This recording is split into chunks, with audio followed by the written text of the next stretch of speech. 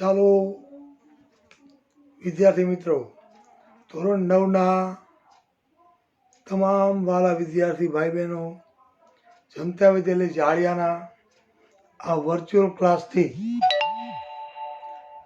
નવીનભાઈ દવેના નમસ્કાર, good evening બધાને. આજે ઈચ્છા થઈ કે નેચરલી થોડા જુદા પ્રકારે માઇક્રોસોફ્ટ ટીમમાં જે રીતે આપણે ભણતા એ રીતે ક્લાસ લો. અને આજે ગુજરાતી ભણાવવાની ઈચ્છા થઈ. અંગ્રેજીના તાસ વચ્ચે આપણે લીધા ઘણા બધા, તો ગુજરાતીની એક તમારી ગઝલ 13મું કાવ્ય રસ્તો કરી જવાના એ ગઝલ ભણીએ અને સમજીએ. તો આજના તાસમાં આપણે સૌ પ્રથમ રસ્તો કરી જવાના એનો કાવ્ય પ્રકાર તો મેં તમને પહેલા જ કહી દીધો કે આ ગઝલ છે. કાવ્યના અલગ અલગ પ્રકારો છે, એમાંનો એક ગઝલ છે. તો ગઝલ પ્રકારનું કાવ્ય છે અને એના કવિ છે એ ગુજરાતી સાહિત્યના સુપ્રસિદ્ધ કવિ અમૃત ઘાયલ. ઘાયલના તખલ્લુસથી, ઘાયલ ઉપનામ રાખીને એમણે સાહિત્ય સર્જન કર્યું છે. તો આપણે ગઝલને સમજીએ, ગઝલના સંદેશને સમજીએ એ પહેલા કવિનો પરિચય મેળવી લઈએ કે અમૃત ઘાયલ ક્યાંના વતની હતા, સાહિત્યમાં બીજું એને શું શું સર્જન કર્યું, એની સાહિત્ય યાત્રા કેવી રહી, એમનો જન્મ ક્યારે થયો, એમનું અવસાન ક્યારે થયું વગેરે વિગતો પહેલા જાણીએ. કોઈ પણ કવિની કાવ્ય રચના શીખતા પહેલા, સમજતા પહેલા જેણે એ કાવ્યનું સર્જન કર્યું છે, જે એના સર્જક છે, એના વિશે જાણવું ખૂબ જરૂરી હોય છે. તો અમૃત ઘાયલની વાત કરીએ તો એમનો જન્મ 19/9 અને 1916 રોજ થયો. 19/8/1916 અમૃત ઘાયલ પૃથ્વી પર આવ્યા, એમનો જન્મ થયો.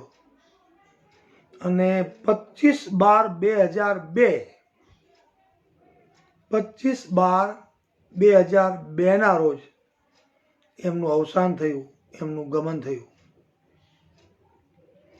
હવે ક્યાંના વતની હતા,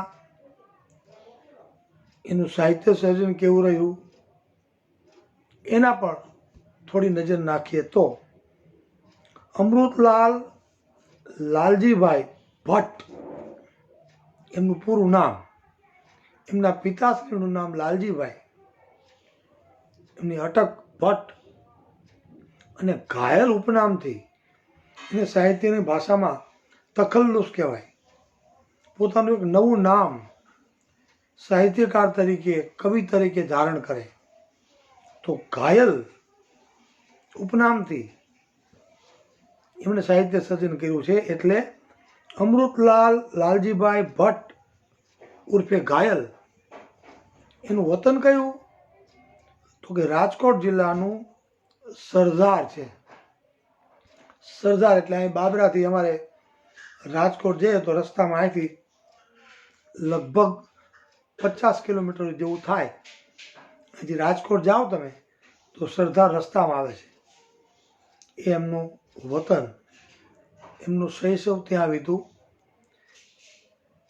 ત્યાં તેમનો જન્મ થયો. હવે એમને કયા કયા ગઝલ સંગ્રહો બહાર પાડ્યા, એના કયા કયા ગઝલ સંગ્રહો પ્રસિદ્ધ થયા અને લોકપ્રિય થયા એની વાત કરીએ તો શૂળ અને શમણા, પછી રંગ, પછી રૂપ, પછી જાય, અગ્નિ,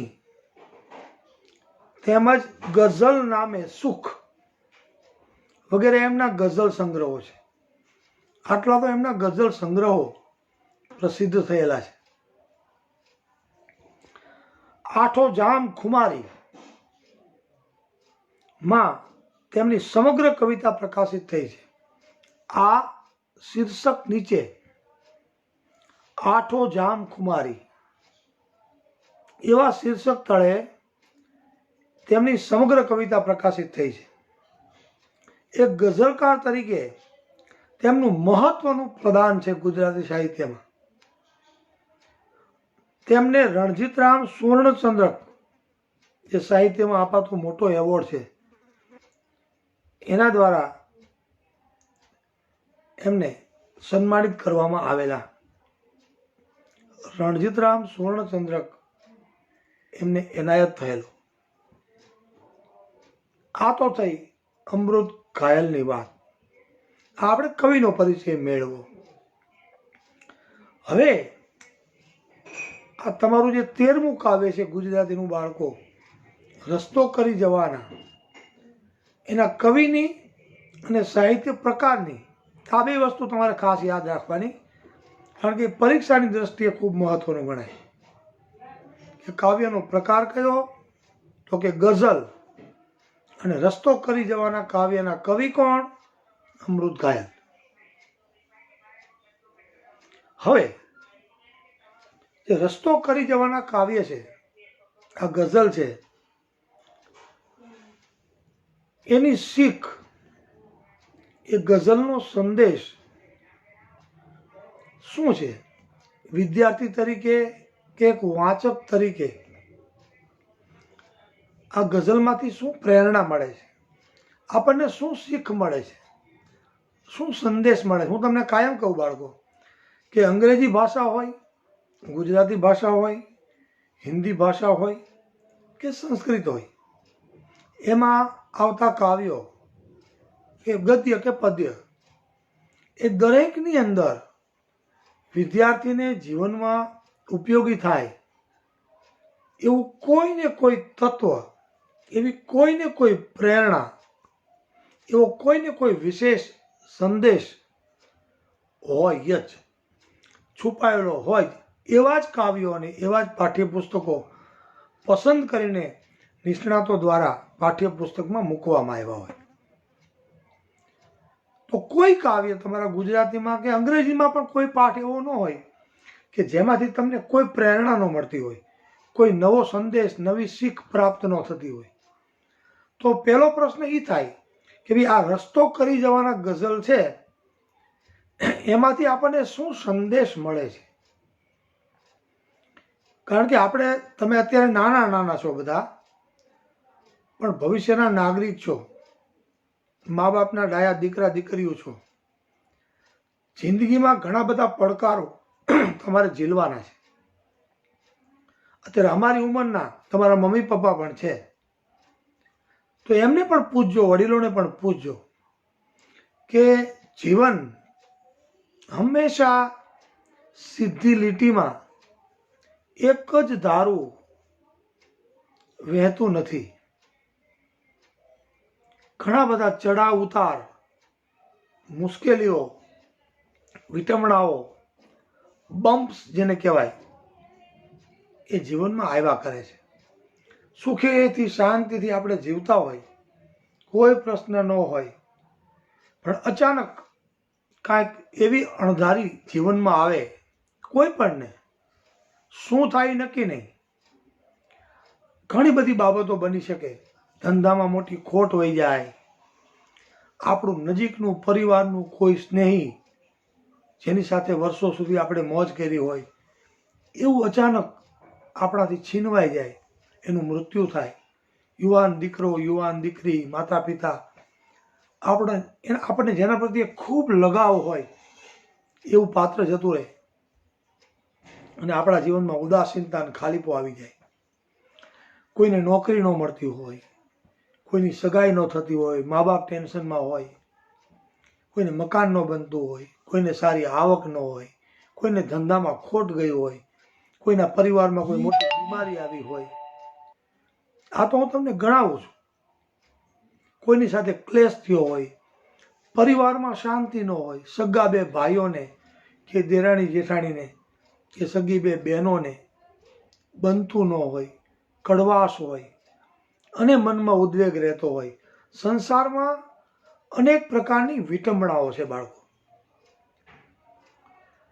અને ક્યારે શું તકલીફ થાય, ક્યારે શું મુશ્કેલી આવે એ કહેવાતું નથી. અને એવું જ્યારે બને ત્યારે સરેરાશ માણસ, હું સરેરાશ માણસ બોલું છું, મોટે ભાગે માણસને એટલો બધો આઘાત લાગે છે કે ઉદાસીનતામાં, અંગ્રેજીમાં જેને ડિપ્રેશન કહેવાય, એમાં માણસ સરી પડે છે.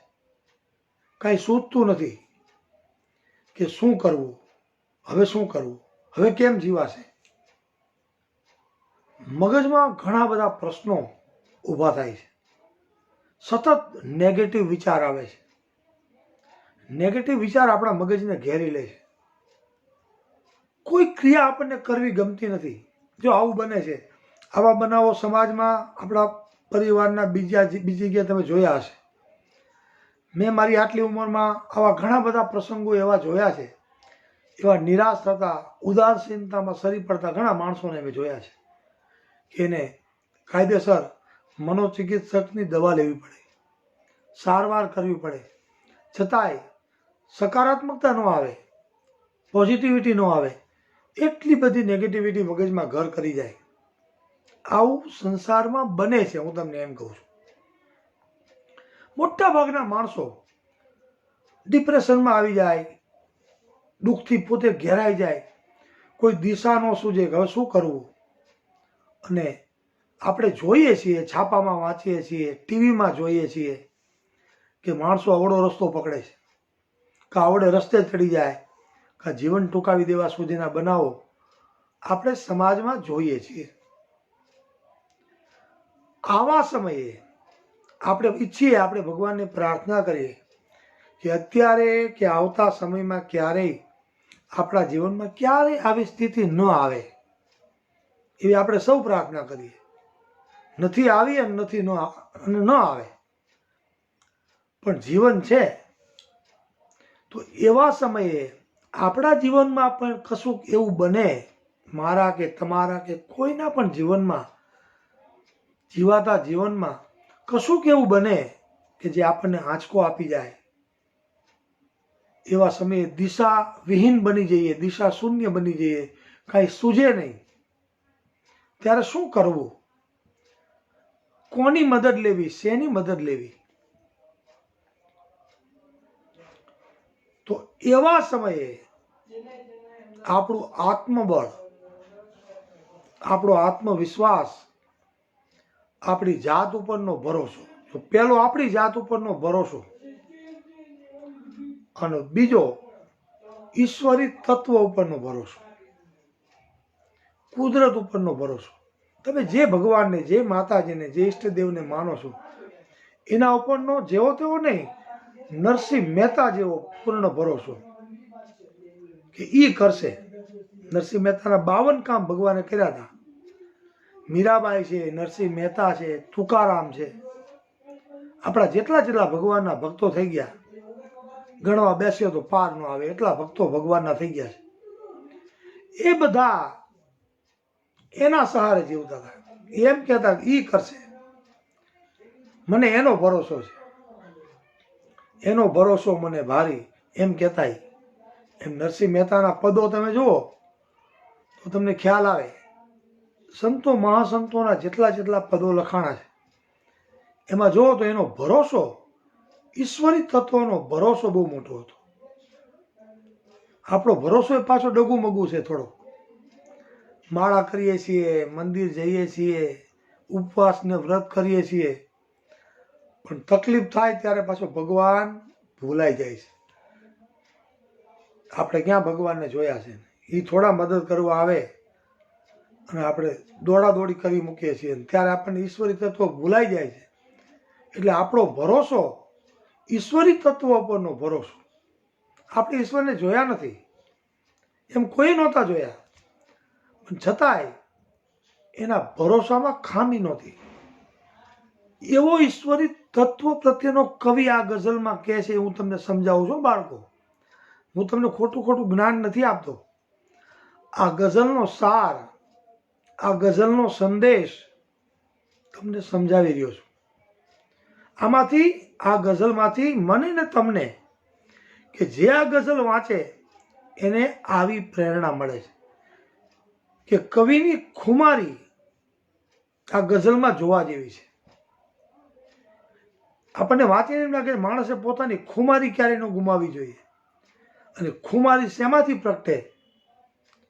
તો કે જાત પરનો ભરોસો હોય ને તો ખુમારી ટકે. એક આપણી જાત પરનો ભરોસો, આત્મવિશ્વાસ, સેલ્ફ કોન્ફિડન્સ. તમને એમ થવું જોઈએ કે આઈ can do, I can do, God is always with me. આ જે ઈશ્વર ઉપરનો ભરોસો, કુદરત ઉપરનો ભરોસો અને તમારી જાત ઉપરનો ભરોસો, એ બે જો ભરપૂર માત્રામાં હોય તો ગમે તેવી વિકટ પરિસ્થિતિમાંથી તમને માર્ગ મળે. તમે તમારી નવી કેડી કંડારી શકો અને આગળ વધી શકો. જ્યાં છો ત્યાં ભફ દઈને બેસી જાઓ અને આ માથે હાથ દઈને બેસી જાઓ નિરાશ થઈને કે પતી ગયું, હવે પૂરું. કોઈ જગ્યાએ નિષ્ફળતા મળે, ક્યારેક પરીક્ષામાં નાપાસ થઈએ, ક્યારેક ઓછા ગુણ મળે, આપણે ધારેલું કામ સિદ્ધ ન થાય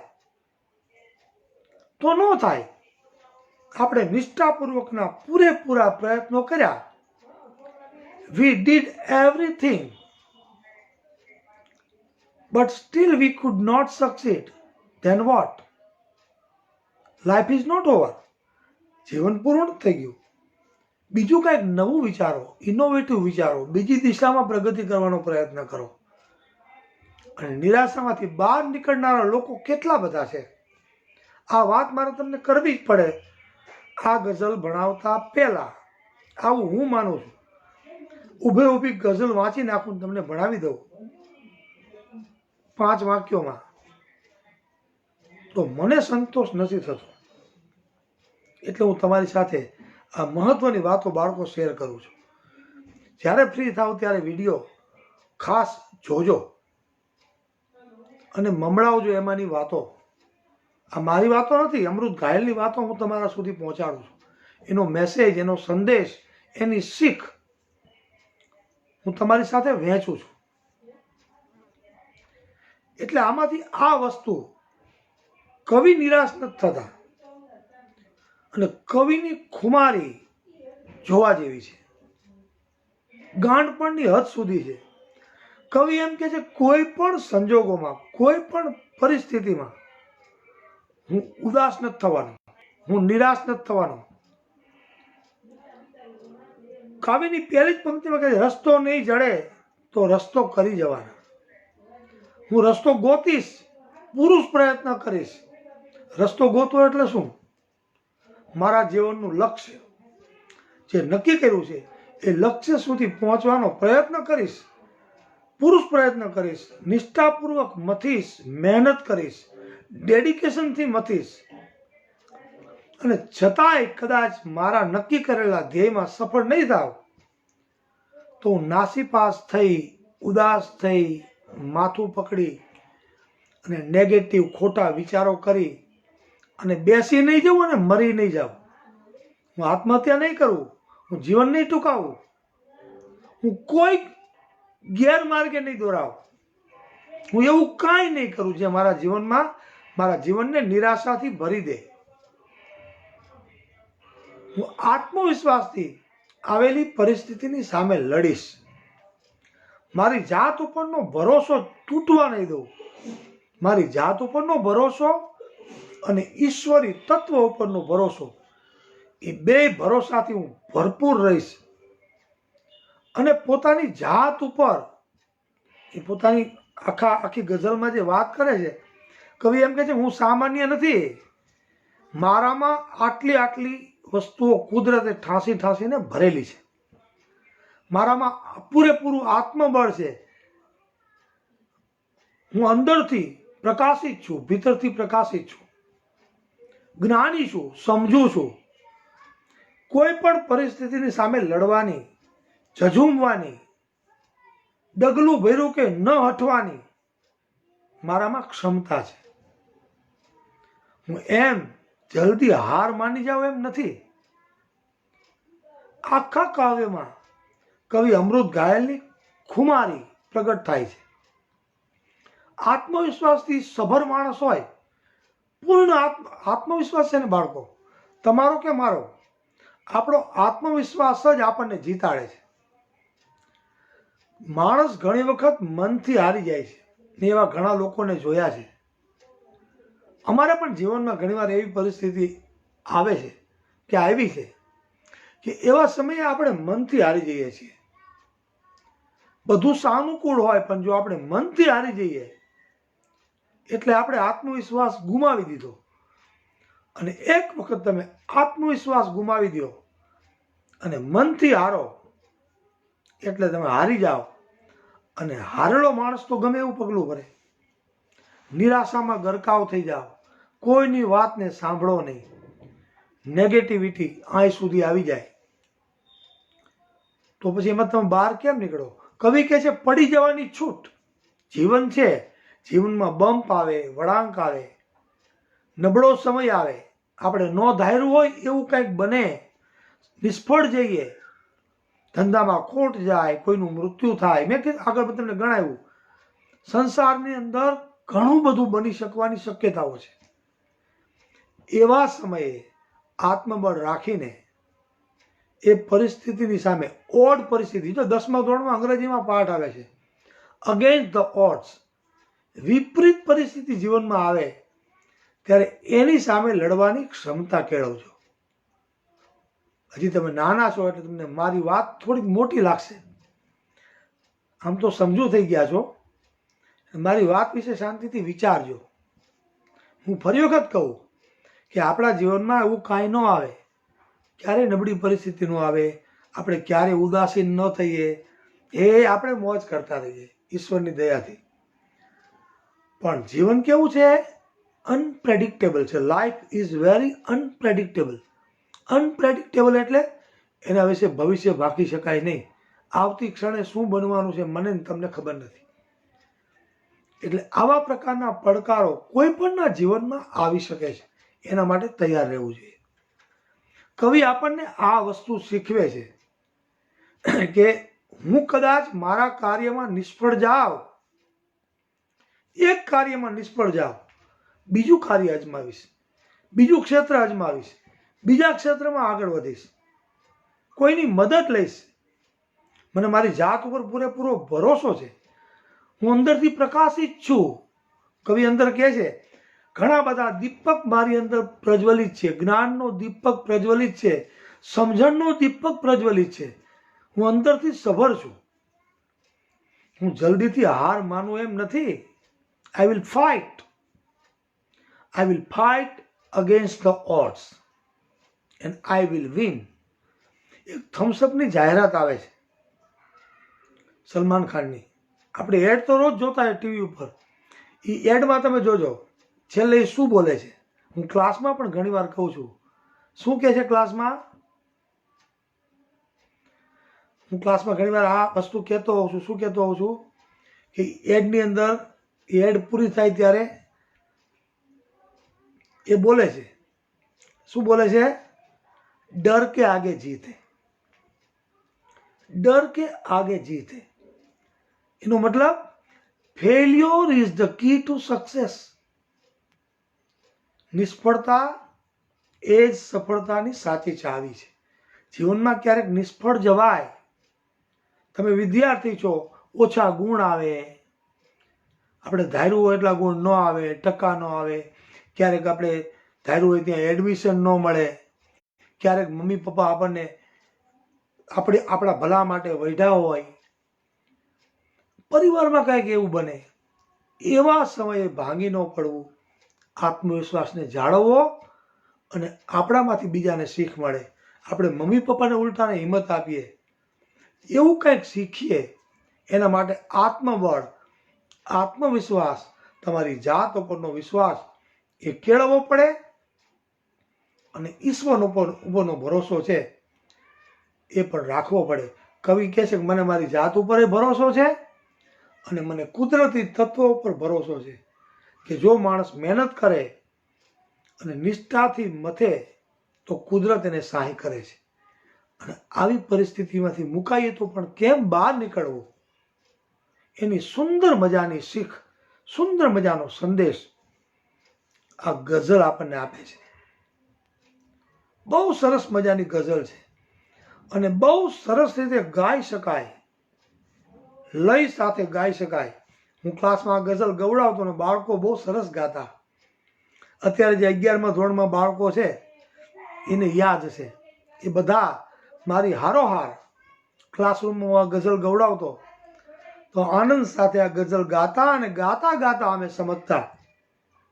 એક એક અંતરો ગાતો જાઓ અને એક એક અંતરો સમજાવતો જાઓ અને બાળકોને એના સવાલ જવાબને બધું સરસ રીતે આવડી જતું. એટલે આ કાવ્યનો સંદેશ, એની શીખ તમારા સુધી પહોંચવી જોઈએ. અરુણિમાનો એક પાઠ આવે છે બાળકો, તમારા ક્લાસમાં, તમારા ગુજરાતીમાં આગળ જ આપણે અરુણિમાનો પાઠ આવે છે. એ જ્યારે પાઠ ભણાવીશ ત્યારે વિગતે ચર્ચા કરીશ.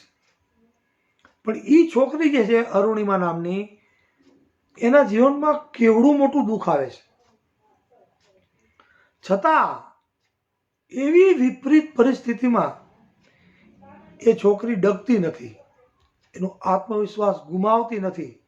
એ ટ્રેનમાં જતી હોય છે, એને ગુંડા આવે છે, એનો ચેન ચોરવા માટે પ્રયત્ન કરે છે, પછી ચાલુ ટ્રેને એને ટ્રેનમાંથી બહાર ફેંકી દે છે, એનો પગ કપાઈ જાય છે, આખો પગ પછી નકલી પગ નાખવો પડે છે.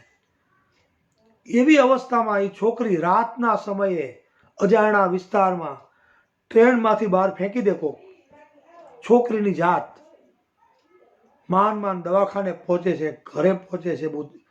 બહુ જાણીતી ખેલાડી હતી.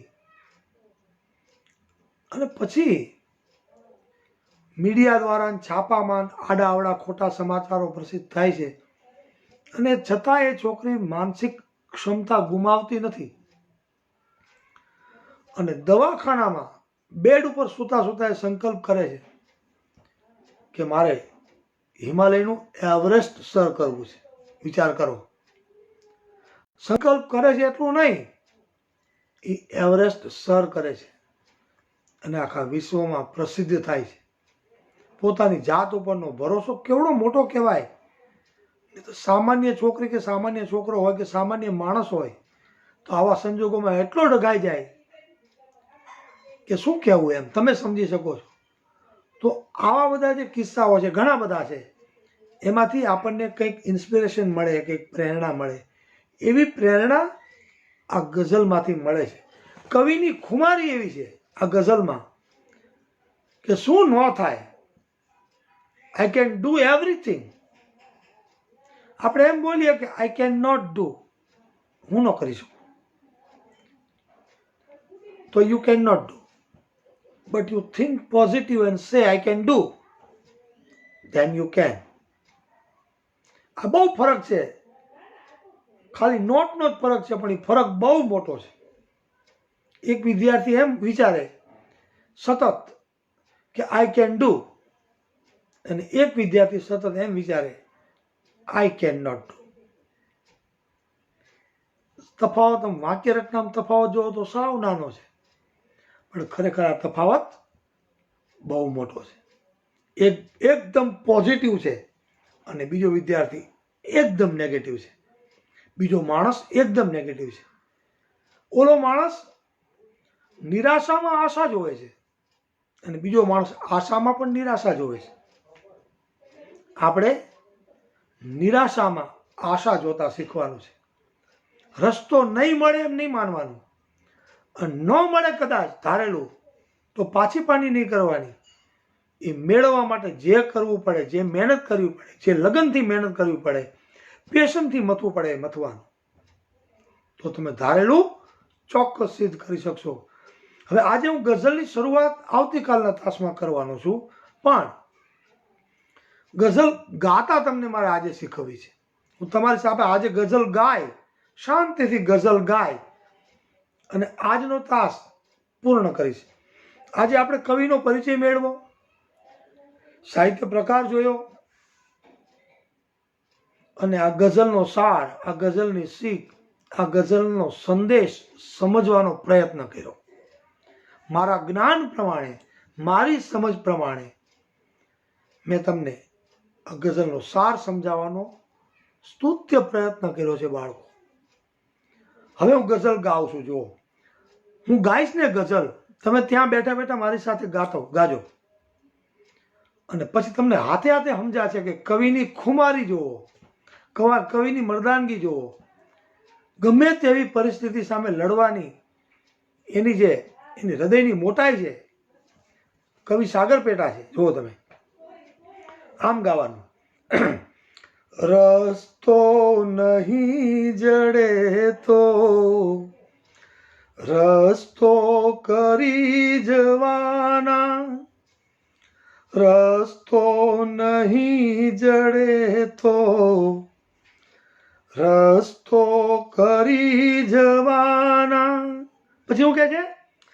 થોડા અમે મુંજાઈ મનમાં મરી જવાના, રસ્તો નહીં જડે તો રસ્તો કરી જવાના. એક એક કડી સાંભળજો, કાલે સમજશું, આજે ખાલી ગાઈએ. નિજ મસ્ત થઈ જીવન આ, નિજ મસ્ત થઈ જીવન આ પૂરું કરી જવાના, બિંદુ મહી ડૂબીને, બિંદુ મહી ડૂબીને સિંધુ તરી જવાના, રસ્તો નહીં જડે તો રસ્તો કરી જવાના. કોણે કહ્યું કે ખાલી હાથે મરી જવાના? કવિ પ્રશ્ન કરે છે, આશ્ચર્યચિહ્ન મૂકે છે. કોણે કહ્યું કે ખાલી હાથે મરી જવાના? દુનિયાથી દિલ ના ચારે, આ દુનિયાથી દિલ ના ચારે છેડા ભરી જવાના, રસ્તો નહીં જડે તો અમે રસ્તો કરી જવાના. અમે અમારી કેરી કંડારશું. નક્કી કરેલો રસ્તો નહીં મળે તો અમારી પોતાની કેડી કંડારશું, પણ ઊભા રહેશું નહીં, અટકશું નહીં, આગળ વધશું અને મનમાં નક્કી કરેલું પામશું. આગળ કે છે, મનમાં વિચાર શું છે, મનમાં વિચાર શું છે, અવિરામ કઈ દીપક છે. મનમાં વિચાર શું છે, અવિરામ કઈ દીપક છે. પ્રકાશ આંધિયોમાં, વાહ વાહ, મને ગાતા ગાતા મજા આવે છે બાળકો. પ્રકાશ આંધિયોમાં પણ પાથરી જવાના, રસ્તો નહીં જડે તો રસ્તો કરી જવાના. થોડા અમે મુંજાઈ મનમાં મરી જવાના. મુંજાઈને થોડા અમે મરી જવું નહીં, મેં આગળ વધશું. હવે પછી સાંભળજો. એક આત્મબળ મારું દુઃખ માત્રની દવા છે. બધું કઈ ડોક્ટર ન મટાડી દે. એક આત્મબળ મારું દુઃખ માત્રની દવા છે. હર જખમને નજરથી ટાંકા ભરી જવાના, રસ્તો નહીં જડે તો રસ્તો કરી જવાના. આવો આલાપ કરી તો વધારે મજા આવે. થોડા અમે મૂંઝાઈ મનમાં મરી જવાના, સમજો છો શું અમોને. કવિ પ્રશ્ન કરે છે, સમજો છો શું અમોને સ્વયં પ્રકાશ છીએ, સમજો છો શું અમોને સ્વયં પ્રકાશ છીએ, દીપક નથી અમે કે, અમે દીવો નથી, દીપક નથી અમે કે ઠાર્યા ઠરી જવાના, રસ્તો નહીં જડે તો રસ્તો કરી જવાના, થોડા અમે મૂંઝાઈ મનમાં મરી જવાના. છેલ્લો અંતરો અને પ્રાણ. છેલ્લે કાળને કવિ કહે છે, અય કાળ કઈ નથી ભય. સૌથી મોટું માણસને સૌથી મોટો ભય, સૌથી મોટો ડર હોય તો કોનો હોય? દીકરો, દીકરી, મા, બાપ, આખો પરિવાર, આખો સમાજ, આખી દુનિયા. સૌથી મોટો ભય કે ડર શેનો હોય તો કે મૃત્યુનો. કવિ મૃત્યુને પડકારે છે, કાળને કહે છે, અય કાળ કઈ નથી ભય, તું થાય તે કરી લે. અય કાળ કઈ નથી ભય, તું થાય તે કરી લે. શું કામ? એ કાળને ચેલેન્જ કરી શકે છે. ઈશ્વર સમો ધણી છે, એ મારી હારે છે. અય કાળ કઈ નથી ભય, તું થાય તે કરી લે. ઈશ્વર સમો ધણી છે, થોડા મરી જવાના, રસ્તો નહીં જડે તો રસ્તો કરી જવાના, થોડા અમે મૂંઝાઈ મનમાં મરી જવાના, થોડા અમે મૂંઝાઈ મનમાં મરી જવાના. નમસ્કાર બાળકો, બધાને ફરી વખત જય શ્રી કૃષ્ણ. નવીનભાઈના અહીંયા મારા આજનું તાસનું કામ પૂર્ણ કરું છું. આવતીકાલે સવારે 9મા ધોરણમાં હું આ કાવ્ય વિધિવત યોગ્ય દ્રષ્ટાંતો સાથે તમને સમજાવીશ અને પૂરું કરીશ. આજના તાસમાં બસ આટલું જ. આશા રાખું કે તમને મજા આવી હશે. શાંતિથી વિડીયો જોજો અને પછી એનું સ્વાધ્યાય, કવિતા પૂરી થાય કાલે એટલે એનું સ્વાધ્યાય લખીને પણ મને મોકલજો. આવજો બધા.